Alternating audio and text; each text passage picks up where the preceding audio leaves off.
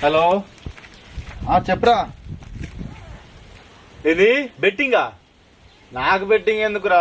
Car ఉన్నది, ఇల్లు ఉన్నది, పొలం ఉన్నది, ఆరామ్స్గా ఉన్నది నా లైఫ్. బెట్టింగ్ ఎందుకురా నాకు? అవునా? 10,000? సరే చూద్దాం, నువ్వు అన్నావు కాబట్టి ఒక 10,000 పెట్టి చూస్తా. సరే చెప్పు, ఎట్లా చెప్పది. Okay. A few minutes later. 10,000 పెడితే 20,000 వచ్చినాయి. మనకి ఇప్పుడే ఫోన్ చేయాలి మనకి. ఏమిరా మధు జోసుకున్నావు, ఏంది కథ? అరే బెట్టింగ్ లో 10,000 పెడితే 20,000 వచ్చినాయి రా. నువ్వు రారా, పెట్టురా. సరే మంచిది. చెప్తే వినని చెడంగా చూడాలి. అయినా ఈ రోజులలో మంచి చెప్తే ఎవడు వింటారా? తాతలు సంపాదించిన ఆస్తిని చూసుకుంటే గుర్తాండ్రు బాడుకో. మంగవాడి పని చేస్తే తెలుస్తుంది వీనికి ఏంటిది అనేది.